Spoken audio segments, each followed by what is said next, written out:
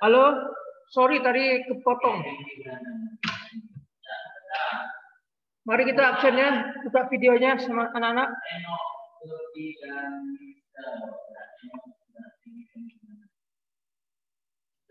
Oke, bisa segera buka videonya biar cepat ya. Sekarang tanggal 29. Yang saya panggil bilang hadir ya. Karisa dan Karina. Hadir. Hadir, Mister. Karina hadir. Karisa? Karisa udah izin katanya Mister sama Miss Koming. Oke, terima kasih informasinya. Kalista dan Sabrina. Hadir, Mister. Oke. Kelly. Sabrina ada?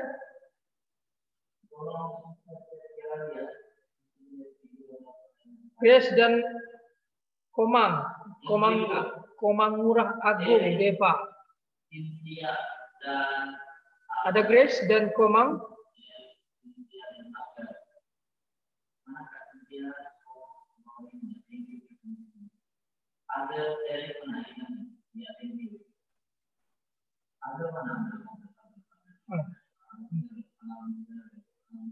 Ivana James Jeremia.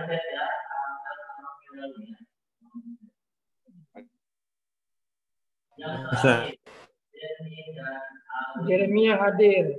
James Ivana?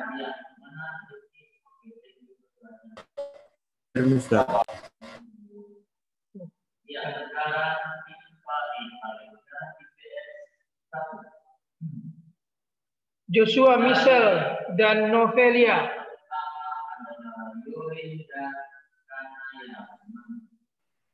Hadir, Mister. Michelle, Mikael hadir. Joshua, Hadir, Novelia. Novelia hadir. Hadir. Ya, Yolanda dan Putu Satya Dewi. Yolanda, Putu Satya Dewi.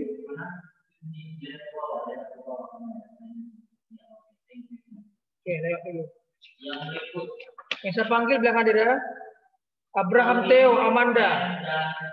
Hadir, Mister. Abraham Theo. Bima Karisa Maharani.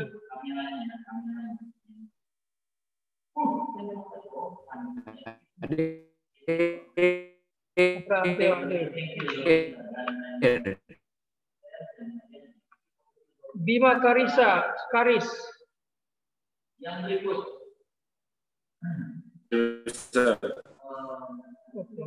Hadir, Mister. Karisa hadir, Bima hadir. Karis Devon Ian. Hadir, Mister. Hadir, Mister. Joyce Surya Natalia Jojo. Hadir, Mister. Nathan Sanon Yehuda. Hadir, Mister. Hadir, Mister. Yehuda. Hadir, Mister.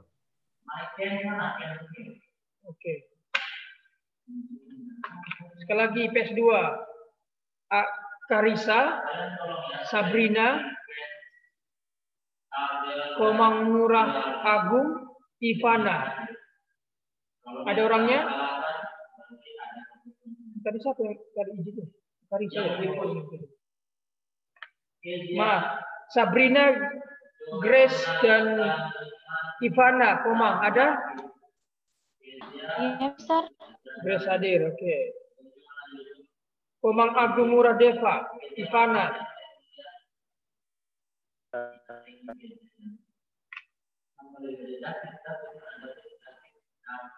Oke, Komang hadir.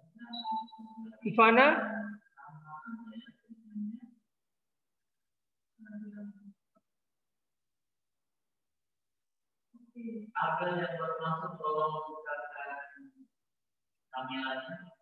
Yolanda Putu Setio Dewi, Yolanda. Aduh, ini lemah sekali ini. Tapi tidak adalah.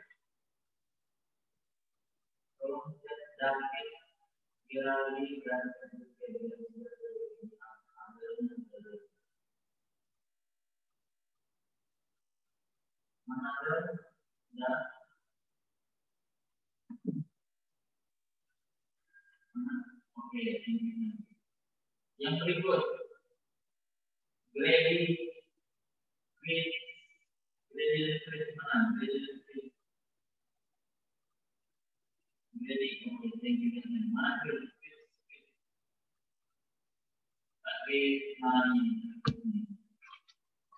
Oke, kita mulai ya pelajaran kita hari ini.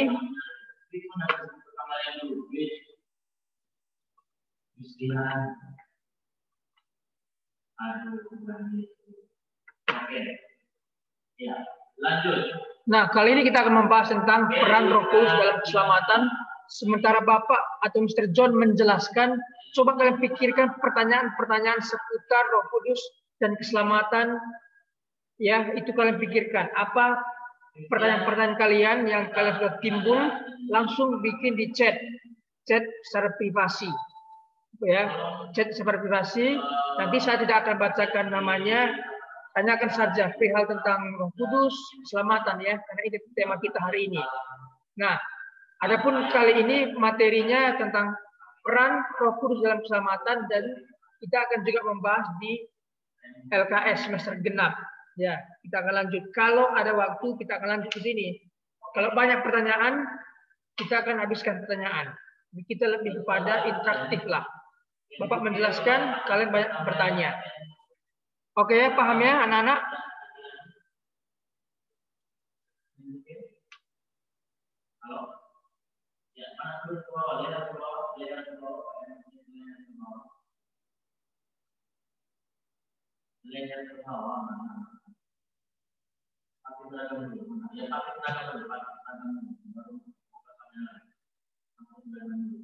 Materi ini juga sudah di-share di Moodle ya, boleh kalian lihat di sana.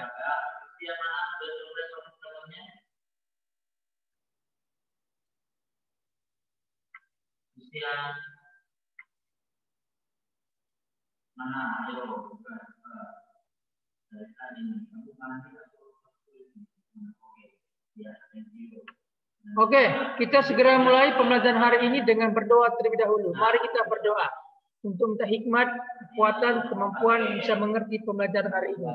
Berdoa. Tuhan, terima kasih kami menyerahkan kelas kami ke dalam tangan-Mu. Kami akan belajar bagaimana peran Roh Kudus dalam keselamatan, baik orang percaya maupun bagi yang belum percaya.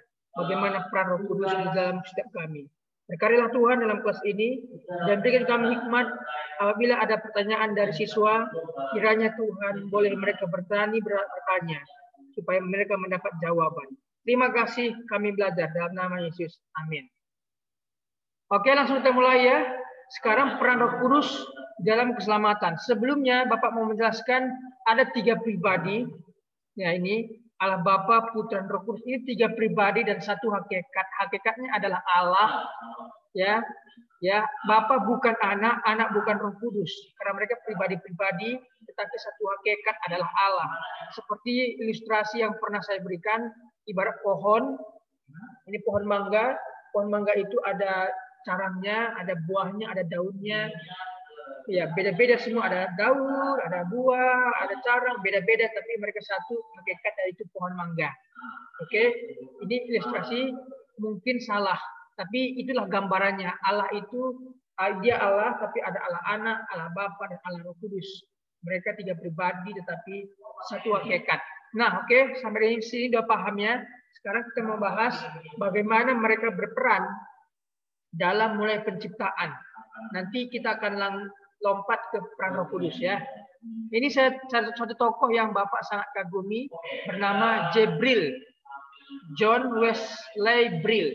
Dia mengatakan begini. Sementara Bapak menjelaskan, kalian coba pikirkan pertanyaan. Tentunya kalau Anda bertanya, saya akan kasih perhatian untuk yang sering bertanya. Ya. Mulai dari pekerjaan penciptaan ini ya. Penciptaan ya, penciptaan dulu langit. Tahu ya 6 kali penciptaannya. Pertama itu terang, Kedua itu langit atau cakrawala untuk memisahkan air yang di atas dan air yang di bawah. Ya, oke, itu namanya cakrawala atau langit. Hari kedua, hari ketiga itu Tuhan menciptakan yang namanya daratan, lautan, dan tumbuh-tumbuhan. Ada daratan, ada lautan, ada tumbuh-tumbuhan. Nah, baru hari keempat Tuhan menciptakan yang namanya matahari, bulan, bintang. Hari keempat. Hari kelima Tuhan menciptakan hewan yang hidup di udara dan hewan yang hidup di darat. Maaf, di laut, air. Lalu yang keenam Tuhan menciptakan hewan yang hidup di darat dan manusia. Itu makanya kita diciptakan pada hari keenam. Atau hari keenam itu di dalam hari-hari kita adalah hari Jumat. Ya, hari Jumat kita diciptakan. Baru hari Sabtu itu Tuhan kuduskan. Itu makanya hari Sabat, Sabtu. Ya, Jumat. Itu makanya penyembahan-penyembahan itu kan terjadi pada hari Jumat. Tuhan menciptakan manusia pada hari Jumat. Kenapa ada penyembahan-penyembahan pada hari Jumat? Karena penciptaan manusia itu pada hari Jumat atau hari ke-6 ingin diubahkan setan. Gitu ya. Nanti saya bahas lagi ya. Dari begitulah ceritanya.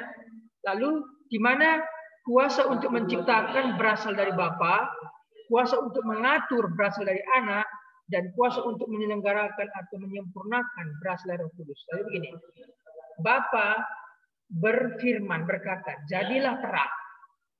Yang keluar ini adalah suara atau firman. Itulah Allah Anak, firman keluar. Maka firman itu jadi, cek. Oleh firman itu menjadikan, cek. Mengatur, ya. Lalu mengatur, jadilah terang. Diatur. Itu Anak. Lalu di situ ada kuasa untuk menyelenggarakan, menyempurnakan berat dari Roh Kudus. Jadi Bapa mengeluarkan kata-kata itu adalah Anak itu menjadikan dan yang menyempurnakan Roh Kudus. Oke ya? Nanti kalau ada pertanyaan silahkan. Nah, ini akan menjadi pembahasan kita ada 6 ini. Lalu setelah ini Anda akan boleh bertanya. Peran Roh Kudus dalam keselamatan. Oke. 1, meyakinkan. Nah, kedua, meyakinkan kembali. Ketiga, membaptis. Keempat, memeterai. Kelima, mendiami. Keenam, memenuhi. Oke, kita langsung bahas satu persatu. Peran Roh Kudus di dalam keselamatan. Pertama, meyakinkan. Kenapa meyakinkan? Pertama, kita adalah orang berdosa. Anda bisa baca nanti Yohanes 16 ayat 8-11. Kita orang berdosa. Anda yakin nggak Anda orang berdosa dulu? Ada orang yang nggak yakin orang berdosa. Saya persampaikan. Siapa itu? Orang yang memiliki ilmu putih. Kalau kalian tahu ilmu magic, ilmu dukun itu ada yang ilmu hitam, ilmu putih. Pernah dengar nggak itu ya? Kayaknya kalian belum pernah dengar deh. Ada dukun itu memiliki ilmu hitam, ilmu putih. Mereka bilang begitu. Ilmu hitam itu apa ya? Jahat. Ilmu putih baik. Tidak. Sama-sama dari setan. Ilmu hitam, ilmu putih sama-sama dari setan. Tidak ada yang baik. Kalau dari setan tidak ada yang baik. Jadi begini. Kita harus diyakinkan bahwa kita orang berdosa. Biasanya orang yang memiliki ilmu putih merasa tidak berdosa. Nah, jadi anak-anak kita harus tahu bahwa kita orang berdosa. Dari jatuhnya Adam dan Hawa sampai ke zaman sekarang semua orang telah berdosa dan kehilangan kemuliaan Allah. Jadi setitik dosa tidak mungkin bisa masuk surga. Itu harus satu pemahaman. Satu titik dosa, sitik pun tidak bisa masuk surga. Jadi kita harus yakin bahwa kita orang berdosa. Oke. Nah, kalau kita yakin bahwa kita orang berdosa, mulai dari ini. Pekerjaan Roh Kudus mulai bekerja. Aku orang berdosa Tuhan. Kalau aku orang berdosa Tuhan, aku butuh selamat. Karena aku tidak bisa menyelamatkan diriku, maka aku butuh penyelamat. Nah, dimulai dari diawali dengan pemberitaan firman Tuhan. Iman timbul dari pendengaran akan firman Allah. Jadi, ada nggak orang yang tidak selamat? Ada, karena dia tidak pernah dengar firman sampai sekarang. Ada nggak yang dengar firman tidak selamat? Ada. Dia dengar firman tetapi menutup telinganya untuk firman dan menerima firman. Ada. Nah, itu makanya diawali dengan pemberitaan firman Tuhan yang kemudian dibuat sangat jelas oleh Roh Kudus sehingga manusia tidak dapat berdalih lagi kecuali membuat keputusan menerima atau menolak. Nah, itu aja. Kita akan diminta keputusan apakah mau menerima Tuhan atau tidak. Kalau tidak, ya sudah tidak akan dapat jalan keselamatan. Oke ya, oke. Pertama diyakinkan bahwa kita orang berdosa, lalu kita mau berpaling dari dosa menuju kepada pertobatan. Ini dia penjelasannya. Sikap netral oleh pendengar adalah sama dengan penolakan terhadap Kristus. Netral. Aku netral, aku tidak, aku tahu itu begini, aku begini, aku enggak, aku tengah-tengah aja. Itu sama dengan penolakan akan Kristus. Nah, ini dia. Apa yang diyakinkannya ini? Keberadaan yang berdosa. Itu makanya saya bilang tadi, Roh Kudus akan meyakinkan kita bahwa kita dalam kondisi berdosa. Lalu keberadaan itu sehingga kita butuh pembenaran, keselamatan. Jadi kebenaran yaitu kebenaran Kristus, artinya bertobat. Dari arah dosa kita akan mengarah kepada pertobatan. Begitu ya. Lalu setelah pertobatan kita mengarah pada Kristus, menerima Kristus. Jadi Roh Kudus akan mengisapkan aku orang berdosa. Aku harus bertobat dari dosaku dan tidak mengulangi lagi. Lalu sekarang aku mau terima Tuhan Yesus. Itu keselamatan yang sangat sederhana dari Tuhan. Berdosa, bertobat, dan terima Tuhan Yesus. Itu jalur keselamatan. Sangat sederhana. Nah, yang kedua setelah kita diyakinkan bertobat dari dosa kita, baru kita melahirkan kembali. Why? Artinya hidup kita bukan milik kita lagi. Jadi kita sudah beralih melahirkan kembali atau kata lain lahir baru. Lahir baru bukan lahir dari rahim ibu, tapi lahir dari Kristus. Namanya lahir baru. Lahir baru ini berarti kalian hidup dan mati bersama Kristus. Ini ya. Seperti yang disampaikan oleh Krismarantika. Regenerasi adalah aktivitas Roh Allah yang memberikan kuadrat baru kepada seorang berdosa. Jadi di sini yang berperan adalah Roh Allah yang mengubah kita, memberikan kuadrat baru kepada kita. Jadi kita bukan milik kita lagi, tapi sudah milik Tuhan. Oke, didasari oleh karena ia telah menerima Yesus. Terjadi karena kita menerima Yesus sebagai Tuhan dan Juru Selamat secara pribadi. Jadi keselamatan itu pribadi, bukan karena ayah ibu kita pendeta, ayah ibu kita pekerja gereja, ayah ibu kita pelayanan. Dia selamat karena imannya. Ayahmu selamat karena imannya, ibumu selamat karena imannya, kamu selamat karena imanmu. Ingat ya, ingat itu. Bukan karena mereka percaya Tuhan, engkau selamat. Tidak. Itu pribadi. Oke, Marantika lagi mengatakan proses kelahiran baru itu mulai dari firman Allah yang membuahkan pertobatan yang dilukiskan dengan air yang membersihkan. Ini dia. Firman Allah yang membuahkan pertobatan yang dilukiskan dengan air yang membersihkan. Dibersihkan seperti ini. Engkau kotor dibersihkan oleh firman Allah. Lalu pekerjaan Roh Kudus. Oke ya, pekerjaan Roh Kudus. Ada satu lagi nih, bentar. Dan iman kepada Yesus Kristus. Inilah jalurnya ya, firman Allah, pekerjaan Roh Kudus, dan iman kepada Kristus. Itulah yang dapat membuat engkau lahir baru. Pertama, firman Allah yang bisa membuat kamu lahir baru, pekerjaan Roh Kudus, dan iman kepada Kristus. Tanpa tiga ini tidak mungkin. Engkau akan terima ini. Lalu ketiga membaptis.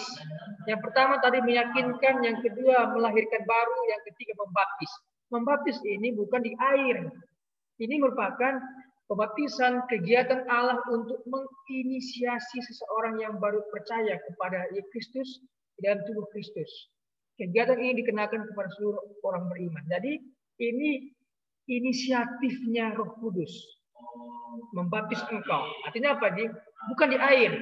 Tetapi ketika engkau mengaku dengan mulut Yesus Tuhan dan percaya dalam hati, saat itu engkau dibaptis. Seperti Bapak pernah alami satu kali kita dikumpulkan di satu ruangan. Di ruangan itu ada kelas 10, kelas 11, kelas 12. Giliran Bapak hanya disentuh oleh seorang itu, penginjil itu, saya langsung menangis sejadi-jadinya. Menangis. Nangisan saya itu seperti apa ya? Seperti, aduh, saya kurang berdosa Tuhan. Begitu kayak itu otomatis itu saya nggak buat. Begitu nangis. Nah di situ mulai saya dipeluk, saya merasakan getaran seperti getaran apa ya, seteru begitu getaran. Nah di situ berarti saya di sana dibaptis Tuhan oleh Roh Kudus, diampuni saya, diampuni. John, kau diampuni. Saya terima Tuhan sebagai Tuhan dan Juru Selamat saya pribadi. Itu yang saya rasakan pada titik itu. Dan rasa itu tidak pernah lagi saya rasakan sekarang. Wah, ya, rasa yang pernah saya rasakan waktu itu tidak pernah lagi. Karena sekali terjadi pada saat itu. Sekali terjadi pada orang percaya. Oke, jadi begini. Terjadi sekali tidak menunjukkan pembaptisan roh berkali-kali. Ya. Syaratnya adalah hidup yang penuh penyesalan dan menyesal. Aku yang berdosa Tuhan, aku sudah jahat selama ini Tuhan. Lalu dan beriman kepada Kristus sebagai juru selamat pribadi. Oke, jadi ini akibatnya. Akibatnya adalah engkau menjadi anggota tubuh Kristus, menjadi satu dengan Kristus dan bangkit bersama dengan Dia dalam kehidupan baru. Perlu diingat bahwa baptisan oleh Roh ini tidak sama dengan baptisan oleh gereja. Baptisan Roh itu di mana saja bisa terjadi. Ketika engkau percaya Yesus, saat itu engkau dibaptis Roh. Tetapi baptisan Roh, baptisan gereja itu ketika engkau mengakui aku sudah terima Yesus, aku mau dibaptis. Berarti baptisan gereja itu hanyalah upacara masuk kepada komunitas gereja. Tetapi baptisan Roh itu terjadi di mana saja, bisa di mana saja. Itu tanda bahwa engkau menjadi warga kerajaan Allah. Ya, baptisan Roh, warga kerajaan Allah. Baptisan air atau gereja itu menjadi jemaat, begitu. Memeterai. Nah, setelah kita diyakinkan, setelah kita lahirkan baru, dan dibaptis oleh Roh Allah, memeteraikan. Memeterai itu sebagai tanda legal, sah. Apabila ada surat, ada meterai, maka itu sah. Sah dan itu berhukum. Artinya apa? Ada negara ikut campur begitu. Kalau misalkan itu dia papain, maka negara akan ikut campur, melakukan tindakan atau menghukum. Jadi meterai itu sebagai tanda yang sah. Jadi ketika engkau terima Yesus, engkau sudah dimeterai. Kapan terjadi meterai? Terjadi saat percaya kepada karya penebusan Kristus sebagai penebus dosa pribadi. Ketika engkau percaya hal ini, maka saat itu engkau memeterai. Berarti kalau engkau sudah meterai, mati saat ini, mati masuk surga. Karena ada yang menjamin, yaitu meterai Roh Kudus. Berarti Allah Bapa, Anak, dan Roh Kudus mengikuti atau sah begitu. Jadi mati pun saat ini percaya engkau bersama Kristus. Pemahaman ini harus paham di sini. Kenapa orang yang mati dalam Tuhan Yesus mati di surga? Karena sudah dimeterai. Oke? Jadi begini, ada 4 hal yang merupakan pilar orang Kristen. Kalau ini dipegang, apapun agamanya, Kristen ini, Kristen itu, Kristen A, Kristen B, Kristen C, asalkan 4 pilar ini sama, maka kita adalah saudara. Apa itu? Pertama, bahwa Yesus lahir dari perawan Maria. Dia lahir dari perawan Maria. Harus sama. Kalau sama, berarti kita sama. Yang kedua, bahwa Yesus mati di kayu salib. Harus percaya bahwa Yesus mati di kayu salib. Ya, dia mati, bukan orang lain. Dia yang mati di kayu salib. Percaya. Yang ketiga, bahwa Yesus bangkit dari antara orang mati. Oke, percaya bahwa Yesus bangkit dari antara orang mati. Oke, yang keempat adalah bahwa Yesus adalah Tuhan. Kalau 4 ini kita percaya, apapun agamamu, Kristen GPDI, Kristen GKI, Kristen A, Kristen B, apapun itu, kata Katolik lah, apakah itu, kalau sama empat ini kita sama. Yesus lahir dari perawan Maria, Yesus disalib, Yesus mati dan bangkit pada hari ketiga, dan dia naik dan dia menjadi Tuhan. Bukan dari Tuhan, dia adalah Tuhan. Percaya itu, maka kita satu jalur. Nah, ini dia memeteraikan tanda miliknya. Tanda milik Tuhan. Engkau mati, Tuhan akan lihat, oh ada meterai saya di sana. Itu Roh Kudus. Jaminan masuk surga. Buka di 2 Korintus 1 ayat 22. Itulah jaminanmu masuk surga. Lalu memeterai, setelah itu dia akan mendiami. Mendiami. Ini apa ini? Ketidakhadiran Roh Kudus adalah bukti tidak adanya keselamatan. Sehingga tidak ada jaminan bagi kita. Oke, Roh Kudus tidak ada berarti engkau tidak selamat. Pemenuhan Roh Kudus dapat hilang pada orang-orang percaya, tapi pendiaman Roh Kudus tidak dapat hilang. Janji Tuhan dalam Yohanes 14 ayat 16. Kenapa? Karena perjanjian lama itu peran Roh Kudus itu temporer. Roh Kudus temporer terjadi pada Saul dan Simson. Saul dari raja pertama, dia dipenuhi Roh Kudus. Ada Roh Kudus mendiami dia berkuasa. Tapi dia ketika dia jahat, lalu roh Allah keluar dari dirinya, lalu masuk roh iblis pada Saul. Dan dia ingin membunuh Daud. Nah, pada Simson juga demikian. Simson melakukan kejahatan, dipotong rambutnya, lalu roh Allah keluar. Sebelum dia mati, Simson berkata, Tuhan, berikan aku rohmu sekali lagi. Aku akan mati bersama-sama mereka ini. Ini dua pilar besar. Lalu Simson diikat di sana. Lalu Simson mendorong pilar itu. Pilar itu jatuh. Dan orang-orang yang di Sotoh atau orang-orang yang di tingkat 2, tingkat 3 rubuh semua dan semua orang mati, termasuk Simson. Itu pekerjaan Roh Allah. Tetapi saat itu Roh Allah hanya temporer, sementara. Tapi zaman sekarang peran Roh Allah itu sudah mendiami permanen. Tenang, peran Roh Allah sudah permanen ya. Jadi kita aman. Oke anak-anak, kalau ada pertanyaan langsung ya chat di kolom chat ya. Banyak kalau bisa, banyak pertanyaannya tentang keselamatan, tentang Roh Kudus, tentang apapun itu ya. Jadi mendiami ini dia diam di dalam. Itu makanya tidak boleh merokok, tidak boleh mabuk-mabuk. Kenapa? Karena sudah ada Roh Kudus dalam kita. Kalau kita mendustakan dia, menyakiti dia dengan merokok, dengan mabuk, merokok dengan mabuk, merokok dengan mabuk, berarti kita tidak menghargai Roh Kudus yang diam di hati kita. Jadi roh begini, roh itu adalah nafas. Ketika Tuhan mengembuskan nafas kepada Adam, gitu ya, ada roh Adam, ada rohnya. Tapi rohnya itu masih roh biasa, roh hidup, belum ada Roh Kudus. Paham ya? Roh Kudus masuk, maka dia akan menggerakkan kita. Roh Kudus. Maka roh kita ini ada Roh Kudus, tidak ada yang lebih besar daripada Roh Kudus. Sehingga santet, guna-guna, pelet, tenun, apapun itu nggak bisa karena ada Roh Allah di dalam kita. Sehingga orang Kristen tidak mungkin jadi santet karena ada Roh Allah dalam kita. Itu jaminannya.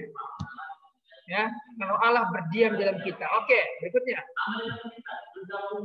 Yang keenam, memenuhi kita. Ini ya. Memenuhi kita. Seperti gambar ini, kita dipenuhi. Memenuhi artinya menguasai, mengontrol total hidup seorang beriman. Itu dia, memenuhi, menguasai kita, mengontrol kita. Jadi tujuan kita itu digerakkan oleh Roh Allah. Menguasai, mengontrol kita.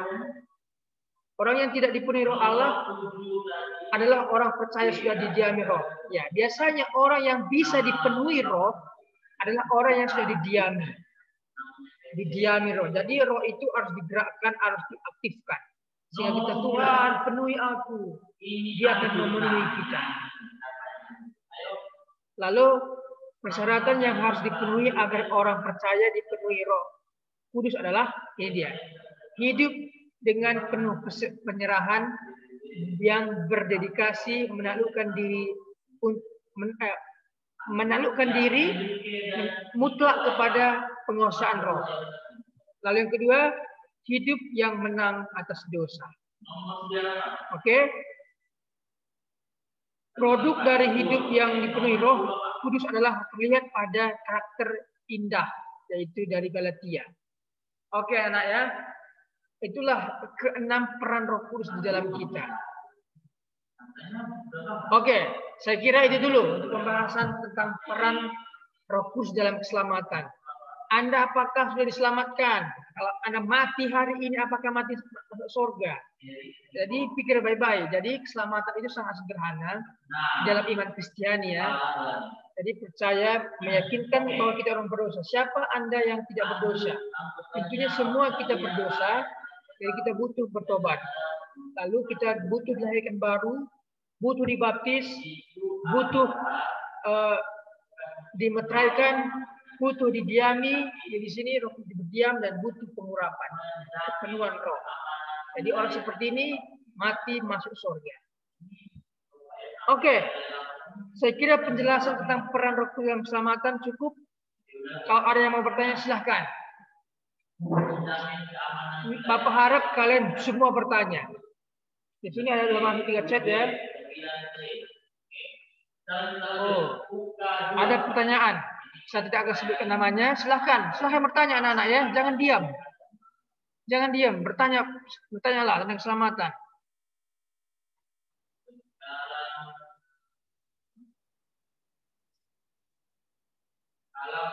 Kalau ada orang bertobat 1 hari sebelum meninggal, dia masuk surga atau neraka.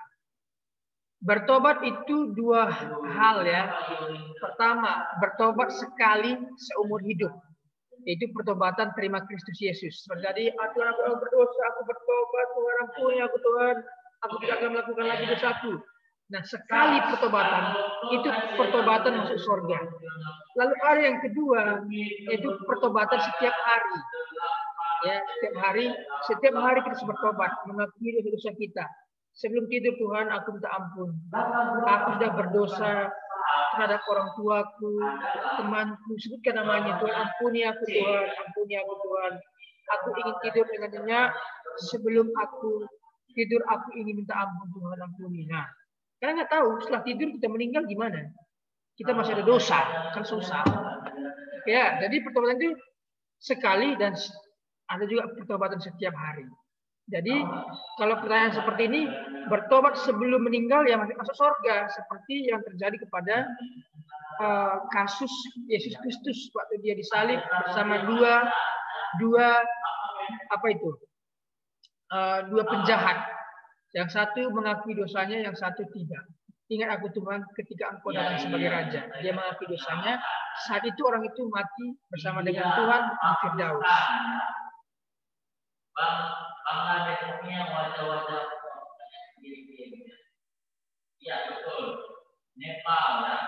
Apakah Roh Kudus masih dapat mendiami seseorang yang mengulangi perbuatan negatifnya secara terus-menerus, secara sadar ya, berdosa terus-menerus, berdosa terus meminta ampun dan berdosa lagi? Ini dia. Tuhan mengatakan jangan mempermainkan Tuhan. Ketika engkau mengaku dosa, Tuhan ampuni aku, Tuhan komitmen, Tuhan ampuni aku. Dosa yang diakui lah yang diampuni. Lalu dosa yang tidak diakui tidak akan diampuni. Lagi, dosa yang diakui diampuni. Tapi dosa yang diakui itu lagi-lagi kau lakukan terus-menerus dengan terus-menerus dan sengaja, Tuhan akan marah. Oke ya, jadi ketika engkau melakukan itu dosa, Tuhan ampuni aku Tuhan, ampuni aku Tuhan. Lalu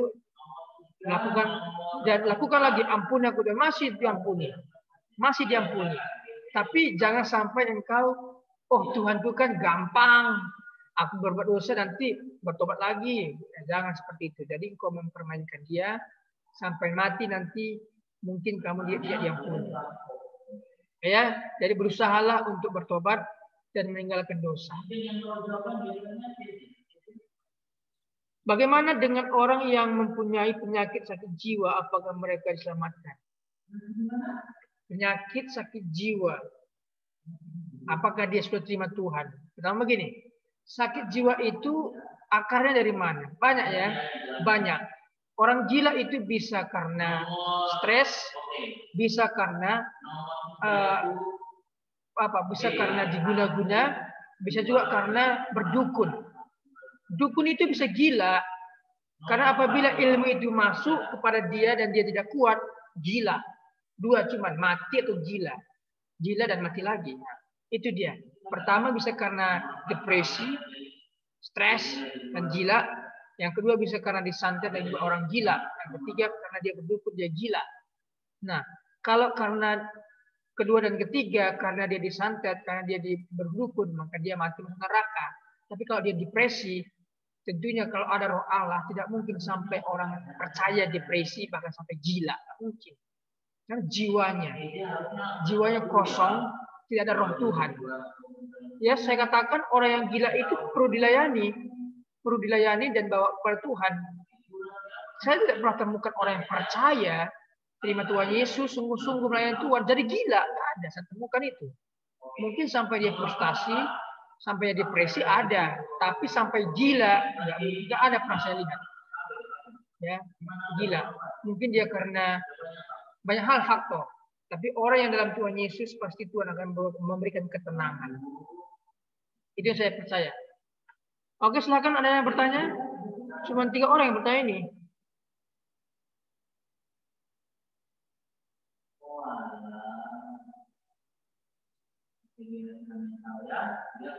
Benarkah ada disebut gereja yang mempunyai doktrin, yaitu tentang sekali selamat selama-lamanya, yang artinya itu jika kita salah tetap akan masuk surga. Nah, ini dia. Jangan salah kaprah. Jangan salah kaprah dengan perilaku yang kelihatan. Begini, orang yang percaya kepada Tuhan mestinya idealnya ya. Orang yang percaya Tuhan idealnya dia memiliki karakter buah roh, yaitu kasih, sukacita, kesabaran. Itu idealnya. Itulah tanda bahwa dia sudah mati dalam surga, begitu ya. Itu pasti ya. Nah, di sini kita melihat kasus kalau mengenai sekali terima Yesus tetap selamat. 2 kasus kita lihat. Kasus Petrus dan kasus Yudas. Sama-sama nggak ikut Tuhan, sama-sama nggak rasul, sama-sama rasul, sama-sama ikut Tuhan, mati pasti masuk surga, begitulah ya. Tetapi kenapa satu yang selamat, satu yang tidak? Bukankah sama-sama rasul? Itu makanya fenomena yang kelihatan. Oh, dia mengikut Tuhan, dia mengikut Tuhan, dia mengikut Tuhan, tapi endingnya bagaimana? Endingnya yang menentukannya, itu semua endingnya seperti penjahat yang disalib. Mati masuk neraka 2 itu. Pasti, tapi satu mengatakan, ingat aku Tuhan, ketika engkau datang dari raja. Engkau bersamaku. Kita tahu. Selamat. Endingnya. Jadi, masalah selamat ini terakhir yang menentukan. Pada ini begini, sekali terima Yesus, dan taat sampai mati masuk surga, itu pasti, itu idealnya. Sekali terima Yesus dan karakter seperti buah roh, mati masuk surga, itu pasti. Tetapi kalau dia terima Yesus dan buahnya itu tidak mencerminkan dia buat jahat, dia membunuh, dia melakukan kesalahan, apakah benar dia terima Yesus? Kalau dia benar terima Yesus, kenapa bikin jahat? Kan gitu ya. Tapi lihat endingnya, kalau dia endingnya tetap akhirnya Tuhan ampuni aku, Tuhan ampuni. Pada akhirnya mati masuk surga juga. Ya kita nggak tahu ya. Karena itu prerogatifnya Tuhan. Tapi engkau pertama, kalau engkau percaya Yesus sekali hari ini, dan mati masuk surga pasti. Tanpa harus berbuah, tanpa harus berbuat baik. Ya, engkau hari ini percaya Yesus, mati hari ini masuk surga. Ya, itu sekali terima hari ini, mati masuk surga. Nah, pertanyaan tadi. Sekali terima Yesus, apakah selamat? Selamat, pasti selamat. Enggak usah gitu. Terima Yesus tanpa perbuatan selamat.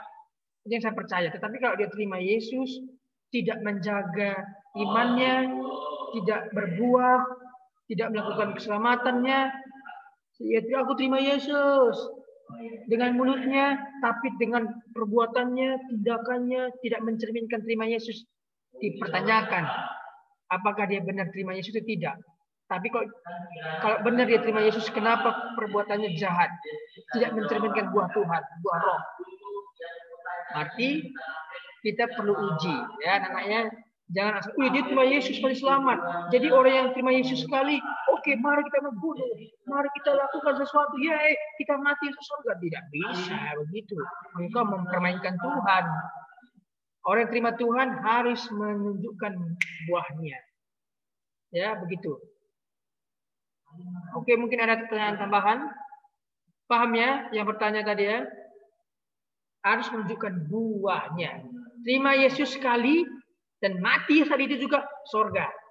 Terima Yesus sekali, tapi buahnya tidak ada atau buahnya tidak mencerminkan dan perbuatannya jahat, dipertanyakan keselamatannya. Apakah dia benar terima Yesus? Fenomena-fenomanya begini.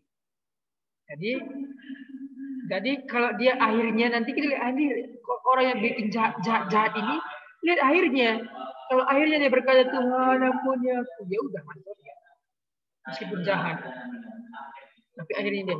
Tapi ingat, jangan kita mempermainkan Tuhan. Aku terima Yesus, aku bikin jahat lah. Lalu ending nanti aku terima dia. Memang kamu bisa tentukan kapan endingmu. Tapi kamu bisa merencanakan kapan endingmu. Nggak tahu kan kita endingnya kapan, matinya kapan. Apa kita bisa setting? Nggak bisa. Jadi sekarang kalau engkau tahu endingnya seperti apa, enak kali ya. Buat jahat.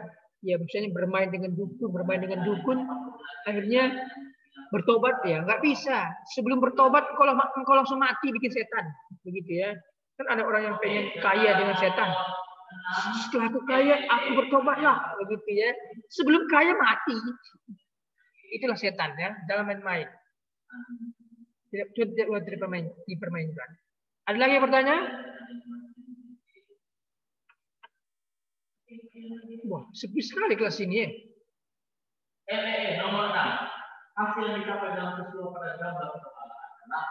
Halo, ada yang bertanya? Nak, kok sepi sekali, nggak ada pertanyaan? Sudah pintar semua kah?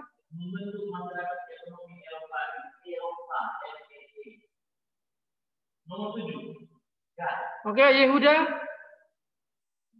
Kalista, silakan bertanya, nggak ada? Oke, kalau begitu mari kita ke ini, ke LKS.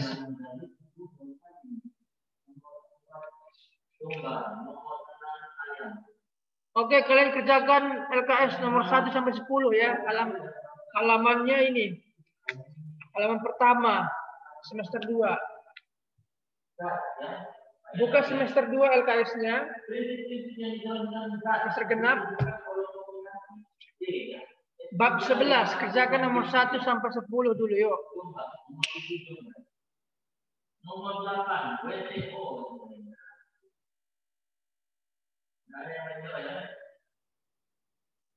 Terima kasih mereka kalian yang sudah bertanya. Oke, sekarang buka LKS-nya. Bab 11 dengan judul Peran Roh Kudus dalam kehidupan orang percaya. Bab 11. Kerjakan nomor soal 1 sampai 10. Dibentuk untuk menggantikan peran Oke.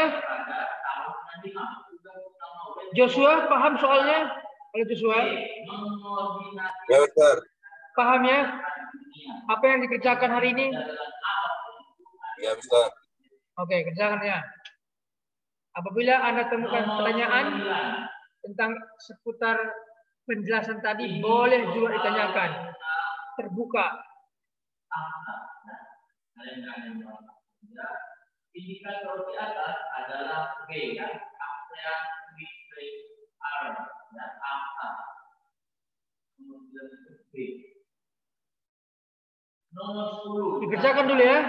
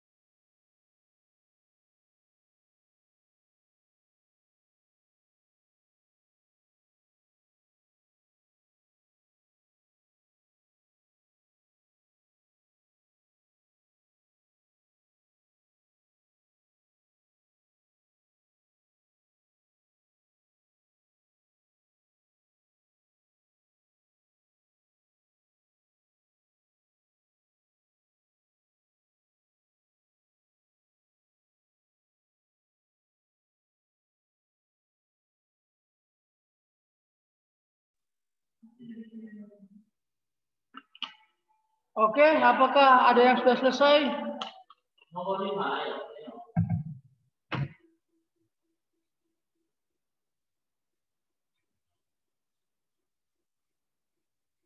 Oke, kita mulai dari Bima. Oke, Bima baca nomor 1.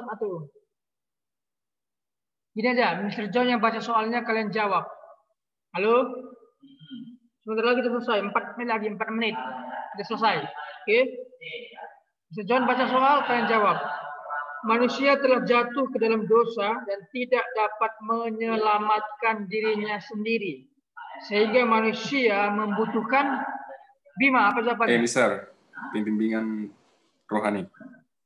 Rohani. Baik, jawabannya adalah yang benar adalah A, penolong lain. Jadi butuh penolong lain.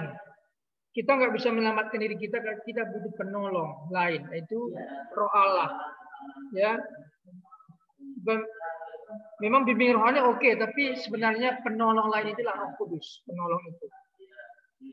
Oke, nomor 2, jawaban nomor 1 A ya, nomor 2. Saya minta Amanda yang menjawab berikan jawaban nomor 2 ya. Demikian soalnya. Konsekuensi yang akan dialami oleh manusia yang telah dikuduskan oleh Roh Allah adalah saat harus apa konsekuensinya? D. Apa? D. Memenuhi hukum Tuhan. Konsekuensi yang dialami oleh manusia yang telah dikuduskan oleh Allah adalah saat harus. Oke, jawabannya C. Melawan kedagingan. Ya, kedagingan mata, kedagingan lidah, kedagingan pikiran, kita harus lawan kedagingan. Itulah yang harus kita lawan. Nomor 3, saya minta Grace.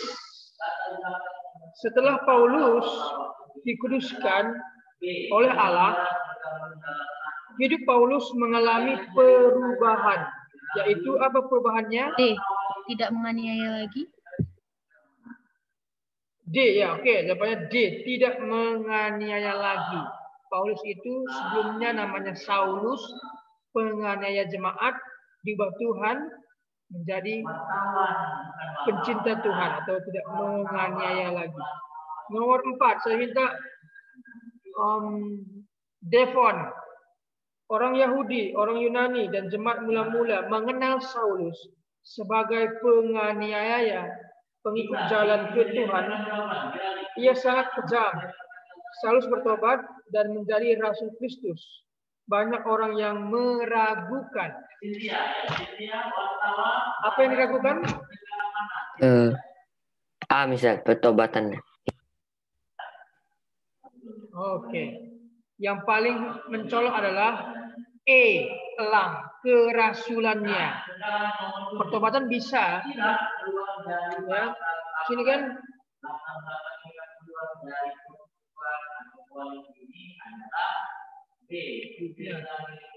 Pertobatannya bisa dan kerasulannya itu jawabannya A dan E ya, bisa itu ya. Kalau orang pertama tidak mengakui pertobatannya, sebenarnya masuk kepada kerasulannya. Dia adalah rasul Tuhan yang dipakai Tuhan sebenarnya. Nomor 5, silakan Abraham Theo. Yesaya adalah seorang bangsawan yang dipilih Tuhan menjadi nabi. Dengan bara, malaikat menyentuh bibirnya sebagai pengudusan agar dapat Abraham Theo Memberitakan firman. D. Memberitakan firman Allah. Oke, sampai di sini terlebih dahulu ya. Sudah jam 12 pas. Kita selesai di nomor 5.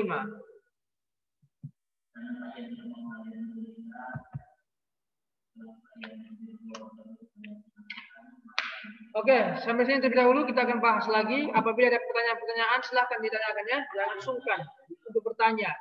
Bisa di Japri atau privasi saja. Kalau memang tidak mau umum, diketahui banyak orang. Baik, mari buka videonya. Kita akan akhiri pertemuan kita hari ini.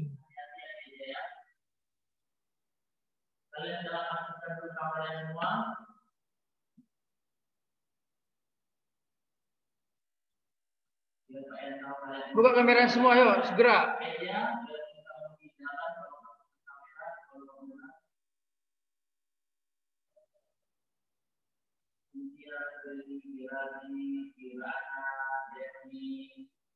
Oke, Surya buka videonya, kameranya. Kevin, Yehuda, Sanon.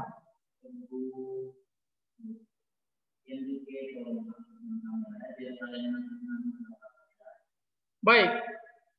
Sekarang kita bersatu dalam doa. Saya berdoa buat kalian semua. Kita berdoa. Bapa di surga, terima kasih buat pembelajaran hari ini. Kami belajar bagaimana peran Roh Allah dalam keselamatan. Kami tahu bahwasanya kami percaya dan kami sudah diselamatkan Tuhan. Terima kasih Tuhan. Kiranya hikmat, marifat yang datang dari surga yang pernah turun atas Daud, atas Salomo, atas Yusuf, turun juga atas kami. Yang kami penuh hikmat, penuh marifat. Terima kasih Tuhan. Diberkati masa depan anakmu, diberkati kedua orang tua mereka. Dalam nama Yesus kami bersyukur. Amin. Oke, nama yang Bapak panggil boleh tinggalkan meeting. Terima kasih buat Ian Justin, Novelia, Selni, terima kasih. Joyce, terima kasih buat Joyce. Karina, Gracia, Giovanni, Grace Romando, Amanda, terima kasih. Ya. Karis Bima, Natalia Jojo, terima kasih. Devon, James, Kalista, Michael, Jeremia, Marisa, terima kasih.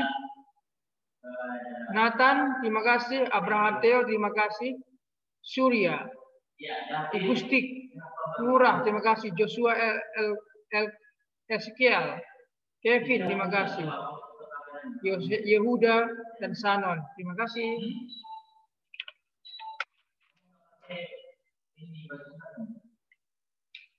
Sabrina. Ini untuk